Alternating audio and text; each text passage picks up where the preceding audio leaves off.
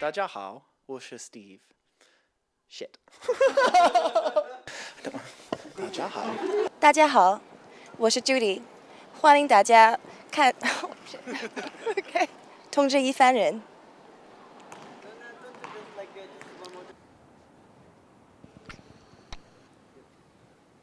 大家好，我是 what's my name? 我是小安，欢迎大家。Oh my god！ 但是据我了解 ，What's up, guys？ 控制生活。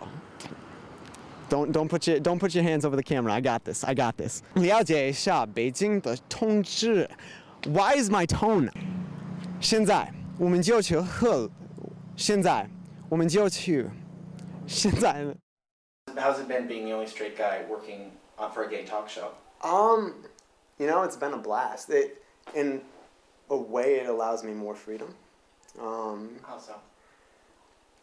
I'm able to play around with the different levels of homosexuality, of identity, that sort of thing. And since I'm not necessarily naturally embedded in the gay community, I've had to, in many ways, toe some lines that I wouldn't have had to had I been gay. But in some ways, it gives me, I believe, a unique perspective that I wouldn't have had I been gay. Responses have ranged from, oh, that's so cool, to, I love that show, to, so you're sure you're not gay? My dad, actually, when he came to the first show, I was there with my friend Anto, and he told my mom later that night, I've been thinking about Paul, and he and Anto seem really close. Are you sure? Are you sure he's straight, Sigrid? And it's interesting. It draws questions in people's mind that I guarantee you were there before. And in many people's minds, it confirms what they believe about me, even though that happens to be false. And do your friends there know that you're the host of a gay talk show? Well, actually, when I was a freshman in high school, so when I was like 14 or 15, my best friend came out to me that she was a lesbian. And so I immediately told her that I got this job and that there were a lot of hot lesbians that I could try to introduce her to. Some of them know, I do go bragging about it because I think this is probably the sweetest thing that's ever happened to me. Well, I happen to have been blessed with a very good best friend early on in my life who allowed me to draw those sorts of rumors when I was very young. And so I've been used to them since I've been a kid. And of course, he was probably the most popular kid in school, and I was the weird, kid with red hair, skinny braces. And so he did a lot to perpetuate those rumors because it couldn't hurt his image, and why not just make Paul a little weirder? And so, when people would ask him, Matt, who have you kissed? He'd say, well, there was Sarah, there was Elizabeth Belton, and I don't know, Paul and I probably kissed a bunch of times too. And so, from that aspect, it's kind of not necessarily a turnoff, but it's kind of disconcerting when a girl I'm trying to chase after says, oh my God, I thought you were gay. But at the same time, it gives me a great opportunity to say, nah, baby, not this time. Women are wonderful in that being gay is not necessarily a turnoff. That's why we have fag hags, because a lot of times, oh, come on, I was going to drink that.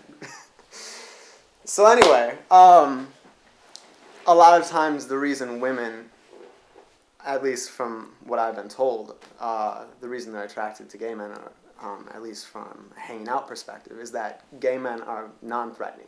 There's not that constant threat of, was he going to try to have sex with me? Is this going to happen? And so a lot of times if a woman thinks I'm gay, it actually allows my style of flirting to go over better, because the woman suddenly, she's not threatened by me. And not that I'm a threatening person. I'm quite womanly in many aspects. So, what do you think about the term fruit fly? Fruit fly? You like being labeled as a fruit fly? I love it. That's how I've identified myself for years, long before I even knew what it meant. And the fact that I happen to be that is great. Sometimes I tend to not surround myself with people who aren't cool with the gay community.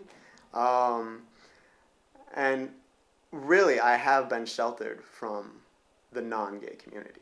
I worked at American Eagle, 3 different American Eagle stores, and each one had its resident gay person. And the second one I worked at, there was a guy who hit on me, and I'd been hit on before, but it was usually by people who I'd known for a long time and who knew I wasn't gay. And this was the first guy who, I had to tell him I wasn't gay, and I didn't know how to do it. And, really, it varies with the situation. I can't say for sure how I'd approach that situation. Mostly, if I know the person, I actually might play it up a little bit. I might become kind of a tease, which I know, right? It's just, but I try to be as friendly as possible. It's like telling a woman you're not interested, or a woman telling a guy you're not interested. It's not any more difficult than that. And I think once you get past that situation, once you get past the whole idea of guys hitting on me, it just becomes flattering. And so you say, nah, man, that's all right. Why do people think you're gay? That's a good question. I don't know. It's Raining Men or I Will Survive.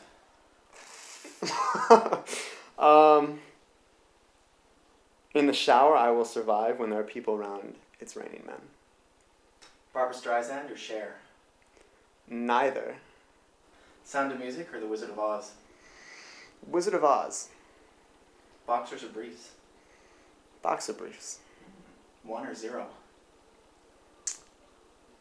69. Your place or mine? Right here. But you have to keep your clothes on.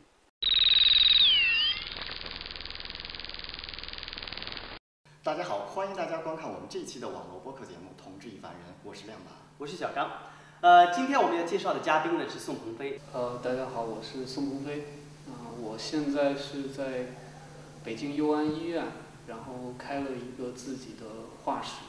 那么这个画室主要是针对艾滋病携带者和艺术，然后以及心理治疗这么一个项目。宋鹏飞是中国第一位出柜的 HIV 感染者。因为我们今天的这个题目就是关于说水果苍蝇，这是一个很新的词。这是一个很新的名字，我相信很多网络朋友不一定会十分了解这个。这个词儿呢，它意思就是说，直人男生他非常喜欢和同志人士在一块儿。鹏飞也是第一个来我们节目参加我们节目的非同志。你第一次接触同志是多大？第一次接触同志人群是16岁。其实那一年应该是最早你发现你感染了这个 HIV 病毒的时候，对，98年的时候，然后当时是比较巧合的一件事情，认识2个朋友，然后他们是外国人，2个同志。对。我记得这个其中的一个同志也是和你一块儿创建了这个笑看未来的一个艺术家之类的，对吧？是，对。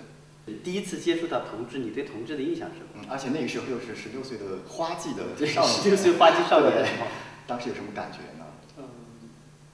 可以说没感觉，很自然的，你就接受了这个人群，反而我觉得是一种很健康的成长，因为我没有再遇到其他杂七杂八的那种生活的上面的那些事情，比如说很可能16、17岁的那个时候的男孩吧，未成年的男孩可能处于青春期活跃期，然后呢去上网，然后有时候去下课之后去玩儿，然后去跟不同的群体接触，有他们自己的哥们儿的群体，有自己的姐妹儿的群体。我直接接触的是同志人群，那么同志人群又比较会照顾，就是比如说像我这种小弟弟啊这种感觉的。